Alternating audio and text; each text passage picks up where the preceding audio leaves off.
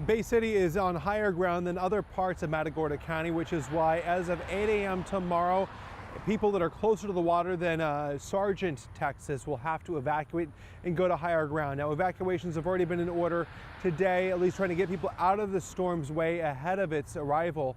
On my way out here to Bay City, I stopped in Edna, Texas, where I saw a couple families, not many though, surprisingly, boarding up their homes, at least covering up their windows to make sure that if any debris flies in this hurricane or tropical storm as it makes landfall once Harvey arrives, that it won't break through their glass. Even at my hotel here in Bay City, I saw that they put tape over the window at the entry, as you can see there, at least to try to help keep the glass intact to some degree if any debris hits that.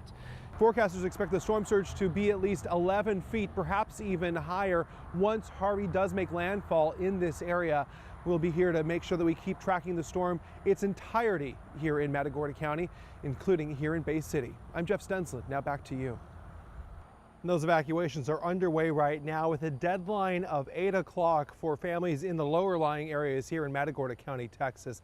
That includes the towns of Matagorda itself, along with Sargent and Palacios. Those are the lowest lying areas and areas that are expected to see a storm surge up to about 11 feet or so. Local officials are saying right now. Those families are being encouraged to go inland as much as possible if they can.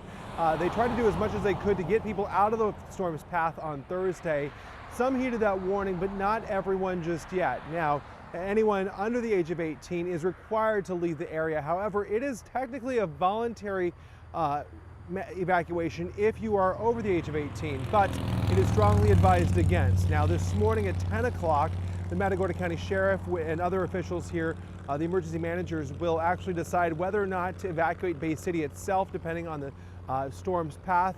But as of right now, they believe that at least Bay City itself, the main city here, the county seat for Matagorda County, is safe at this time, at least in most parts. There are some low-lying areas that have been having people evacuate from those areas. However, we are watching this very closely as this storm comes toward the shore here. We're expecting landfall here today. We'll be bringing you updates here in the daylight, especially as those evacuation orders take effect here at 8 a.m. For now in Matagorda County, Jeff Stensland. Now back to you. Everyone has to evacuate all of Matagorda County by 10 a.m. or stick this out for the long haul, understanding that there will be very limited services, if anything, here at all. No power, perhaps no water, and also no law enforcement or medical care here in the community in the time being. Overnight, Matagorda County officials went through the area to try to evacuate as many people as possible, spread the word immediately. This decision was made around 1 o'clock or so this morning, so people had very little time to be able to heed that warning and get out of here. They will actually be loading up people here at the convention center to get them on buses headed to New Braunfels, where they'll be staying in a shelter there for perhaps a week or so. The wind is not the concern here in Matagorda County, it's rather the rain. This is a low-lying area, it's right there on the coast. It's also the Colorado River passing right through here. Now, Bay City has survived several other flood events here in the past, better than its neighbors to the north upstream here in Wharton, Texas. However, they say that with 20 to 30 inches of rain falling across this entire watershed, they know that something's going to be happening here that'll be pretty catastrophic. Once it comes in here and it floods, the people's not going to have any type of medical care to be able to come to them. They're not going to have any type of law enforcement to be able to get to them. Sheriff Skipper Osborne says he's lived here all of his life. The last time he remembers any kind of hurricane coming on land was in 1961 with Hurricane Harvey. He says at that time he was out of power for 2 weeks. He encourages everyone to be very patient when they do come back to town, because he says restoring this city and this county will take some time. In Bay City, Jeff Stensland. Now back to you. Evacuations are underway here in Bay City. Just behind me here is the Civic Center. They are bringing buses in here to load up people to take them out of the flood zone and also out of the hurricane's path. They're going to be taken over to New Braunfels, which is just outside of San Antonio. They'll be staying there for the indefinite future, at least until it is safe for them to return back here to the area. The concern today is not necessarily the winds from the hurricane. Those are closer down toward Corpus Christi, about 100+ miles from where I am right now. However, the rains from these bands of Harvey are the biggest concern. They're expecting 20 to 30, perhaps even more inches of rain to be falling here between now and Tuesday. That's because Harvey is going to be parking itself here over Central and South Texas, bringing more and more of that Gulf moisture in here to inundate this community. Now, this is a low-lying area. In fact, I spoke with one person who says that she doesn't have a car right now because it's in the shop. Her kids have already left town, and so she says that this was the only way out of town. Everybody left yesterday, so I'm the last to leave. Happy to be leaving at least? Very. A little nerve-wracking. While this is considered a mandatory evacuation, people can still choose to stay here if they are over the age of 18, although it is highly advised against that. However, the sheriff says that if they do decide to stay here, expect to have no power, water, medical services, or even law enforcement for at least until next Tuesday. In Bay City, I'm Jeff Stensland. Now back to you. Todd and Liz, you can see the San Bernard River here behind me. It is rising quickly, not just from the rains that are now falling on us just in the last couple minutes now, but also from the water that's coming downstream from Harvey, pouring throughout this watershed. Now, Wharton County officials are watching both this river and the Colorado River, which are both flowing through the opposite sides of their county, to make sure that everyone is safe. They are expecting what they call catastrophic damage and destruction from this flooding on this river. Now, what that means is that everyone needs to get out of harm's way as fast as possible. They have been trying to clear people out of the area for the last day or so, especially yesterday, trying to get everyone out of harm's way along these riverbanks. As the forecast model showed it, perhaps getting close to its all-time record of 42.4 feet here near Bowling back in 1998. It's actually forecast now to go to 46.7 feet. Keep in mind, this is the first time since Hurricane Carla came ashore more than 50 years ago here in this area that we've seen flooding and rain magnitudes of this level. So we'll be keeping a watch on that and also making sure that everyone is on high ground as much as possible. I did see some localized flooding on the way out here to Bowling from the town of Wharton this morning. It just kind of flooded parking lots there near Wharton High School, and also a church parking lot there, and also some flooded roadside culverts, but nothing on the roads just yet. However, getting to Houston, I've heard, is not possible at this time, at least from Wharton, because of a closed road in that direction. For now, we are in Wharton County. Jeff Stensland, Spectrum News. Police here in LaGrange, Texas, drew a line of cones here at every access point, just like this one Sunday afternoon, telling families they cannot go back home. That's because they all live in a low-lying part of town. Now, more than 100 families had just a couple of hours to pack everything they owned and get it to higher ground Sunday morning. That's because police believe that there will be actual flooding here in their homes. Perhaps they're being told even up to their roofs in some cases. That means families had to pack up all their furniture, all their keepsakes, and pretty much move out in just about 4 or 5 hours. They sought higher ground where they could, some of them staying in a Zumba classroom here in town, but at least they say they'll be safe. He just said that literally our entire house will be under the water. Like the entire house will be, because it'll reach the courthouse. The highest I've ever seen it, he said, was 45, and these houses were completely under the water. That family tells me that they do not have renter's insurance, which means that anything that they left behind in their mobile home will not be covered if it was damaged by the floodwaters. Now, in the other cases, though, we've also talked to some neighbors that say that they try to get as much stuff that they had out of there ahead of time. They've lived here a long time, but they say they've never seen anything like this. This is expected to be one of the most historic crests here since the dams were put in upstream more than 80 years ago. In LaGrange, Texas, I'm Jeff Stensland. Now back to you. Kids, I can't bring all that over there. When Harvey arrived, I have that storage unit I told you. Sarissa Cross never thought she'd have to leave. He just said that literally our entire house will be under the water. The entire house. She and her family will take shelter in a Zumba studio across town. But knowing this will be the last time she steps foot in this mobile home is a bit overwhelming. It's 3 bedrooms, and that's just a lot of stuff to lose, Her boyfriend Daniel moved to LaGrange because he was flooded out of Houston just a year ago. His mom reminded him Sunday morning. She's like, first you move to Greenspoint, you get underwater, and now you move to LaGrange, you're going underwater. I just can't get a break. Down the street, Deborah Hall packs up everything she can with the help of friends from church. Oh my gosh, I'd be just sitting here with my cats and dogs driving around in my car. We were going to Houston to family, and they're flooded. Her home stood here since the 1890s. No one knows the year for sure because the original deeds were destroyed in a flood more than 100 years ago. Big furniture went upstairs. Everything else was taken out. We moved what we could and what was valuable, paintings and pictures and stuff, and then you know, what will be will be. Hall says the river is expected to reach her balcony by Monday morning. Yeah, I love the Colorado, but it's always a reality that you live just a mile or so from it. Or within it, in rare instances like this. In LaGrange, Jeff Stensland, Spectrum News. Staples, canned food. Anita Roberts saw the aftermath of Harvey and knew she couldn't look on without lending a hand. This has really been 36 hours, and this truck is almost full. Is going in here. Roberts reached out to people in her community and told them she was loading up a moving truck to bring evacuees help. My wife ran out to Walmart to go buy a bunch of things. $1,200 worth of things. That doesn't include the trip Brian Beard's wife made to Costco for more. He hopes every granola bar, toilet paper roll, and pillow give his fellow Texans comfort at a troubling time. Oh, it's tremendously important. I mean, there's so many people helping out, and we're just doing a very small part here. Coming to bring stuff. Roberts is taking this stuffed 26-foot truck to Rosenberg Wednesday morning.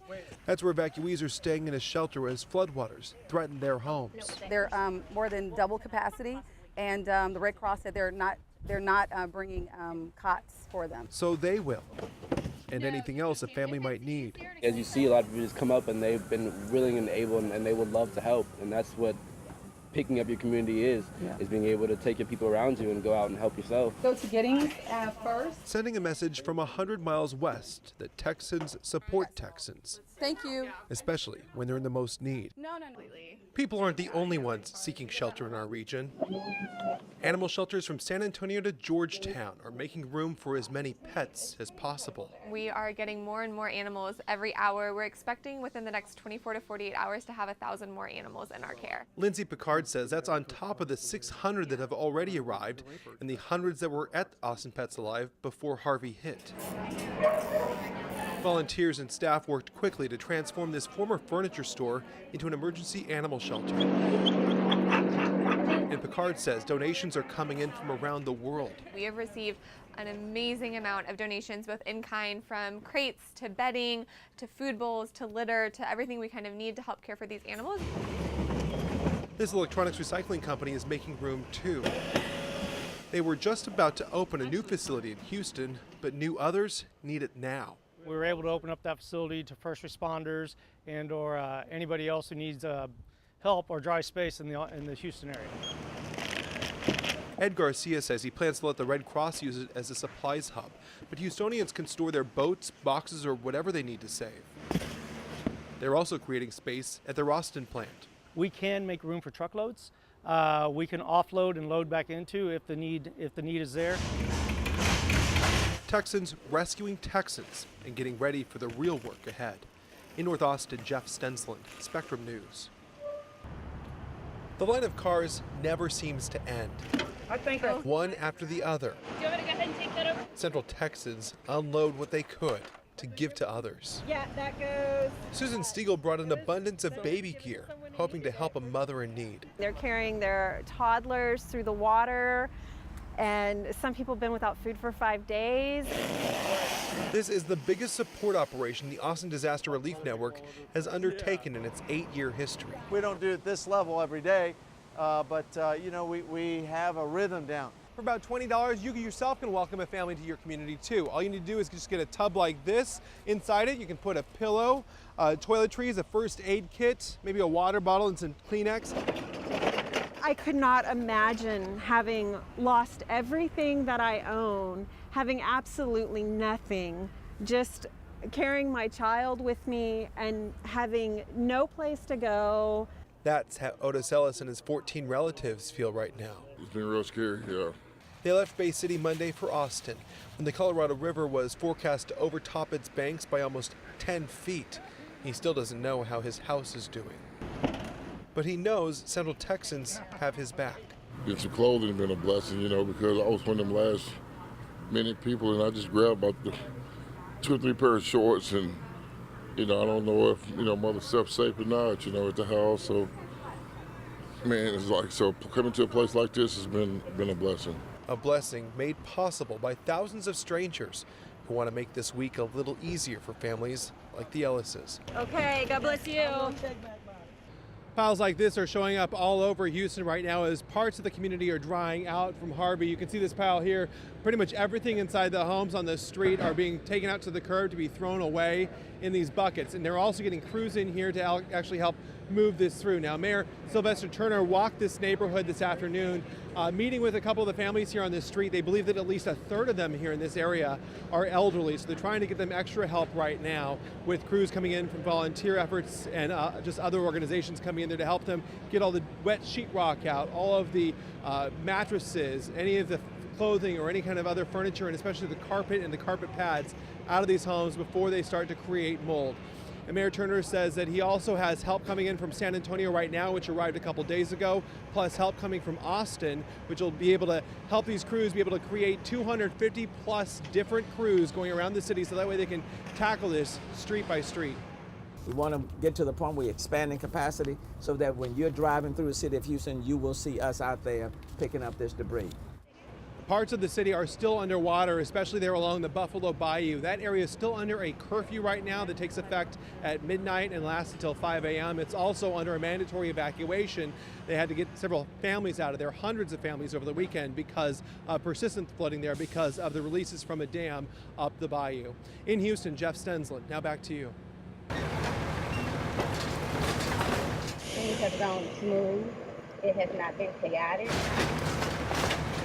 Walking door to door, Mayor Sylvester Turner meets with Houstonians one-on-one. I appreciate it. As many of them gut their homes down to the studs. Turner says most homes on this street had water 5 feet up their walls. People are literally emptying out their house. I mean, that's the magnitude of it. One house can fill one of these huge trucks. More than 100 crews are on the street now, but Turner wants at least 250 trucks to be rolling by the weekend. Help from San Antonio arrived Monday. Crews from Austin are expected Thursday. We expect that this is going to be about a $200 million plus event. This is not a small event. That's just the cost to clear debris from the curb. Turner says rebuilding could cost 1,000 times that. But his focus now is on debris removal, and fast. I would say every third house you're gonna have at least a single, if not more. Teams of volunteers are going to neighborhoods to help elderly and disabled Houstonians get waterlogged sheetrock, mattresses, and carpet out, so mold doesn't set in and create more problems. No city will be able to move quicker in cleaning up the debris of this magnitude than the city of Houston. If any city could do it faster, y'all need to introduce me to that city. And send their help to the biggest city in Texas. In Houston, Jeff Stensland, Spectrum News. These Houstonians should be serving up spaghetti, meatballs, and 15-layer lasagna. Instead, they're hauling out spaghetti warehouse relics that date back more than a century. As of right now, we're taking out all the antiques to see if they're salvageable by any stretch. This is just some of the debris from the facade of the spaghetti warehouse that you can see fell from 20 feet beyond up the building. But this isn't the worst of it. In fact, restaurant owners tell me that inside they're worried right now because structural support beams are buckling and bowing from Harvey's flood damage. It basically touched this. That's how high the water was. So 28 feet on the back, about a little over, close to about 8 feet in the front. He's helping 120 employees relocate to other cities as he hunts for the restaurant's new Houston home. Whether it be in this building or a building near close by, we definitely plan to be back in Houston very soon. Just up the street, crews work overtime to get Carl Pruitt's law and bail bonds offices back open. That's our stuff. Piles of soggy carpet, wood desks, and office chairs that can't be saved.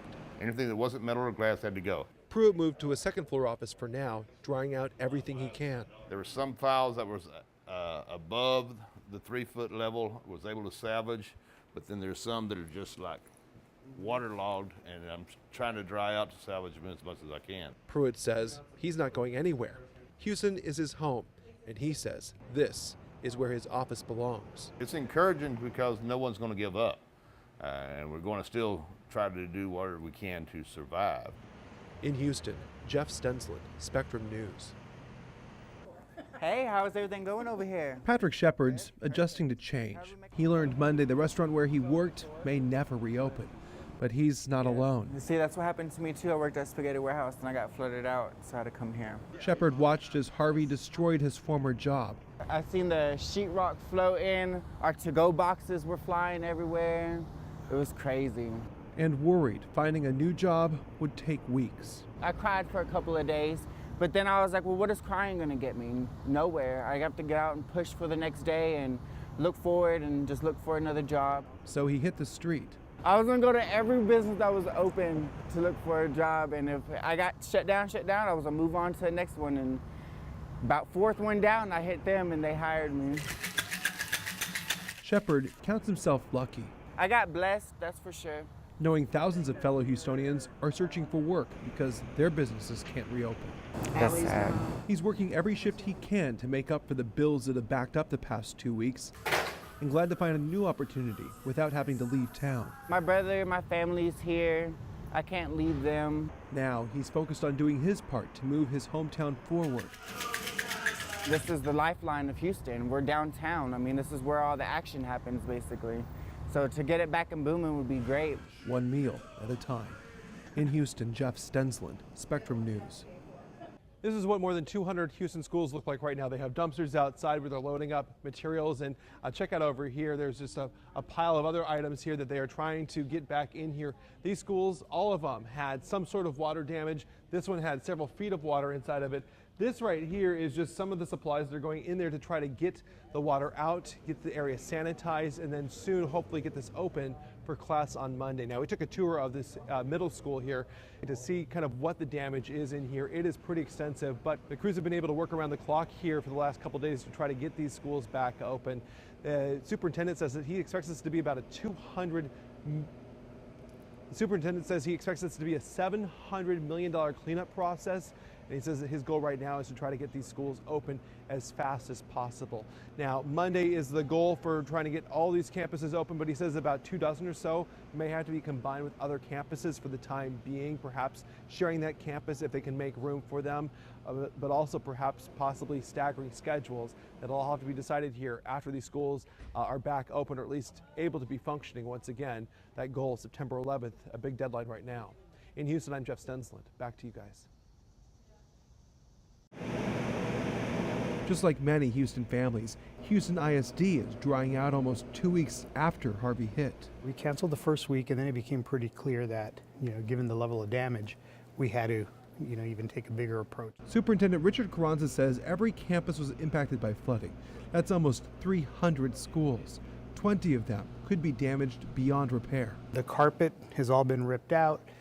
Not too long from now, all of the linoleum tile is going to be ripped up as well. The band room at this school really got it the worst. That's because this floor drops down a few feet from where it usually is for the rest of the school. And think about this, all this equipment was sitting in water for 4 days. Schools have to be safe and secure and sanitized, so anything that's touched the floodwaters is going to get ripped up and thrown away. The problem now is what to do with the students who can't return to their home campuses.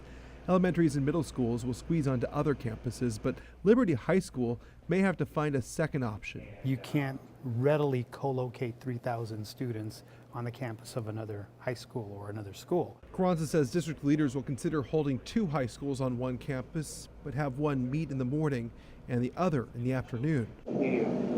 Cleanup alone is expected to cost the district $700 million. Rebuilding 20 schools is not part of that estimate. We've got a lot of people working. It's a big school district. Trying to get life back in order for 215,000 students.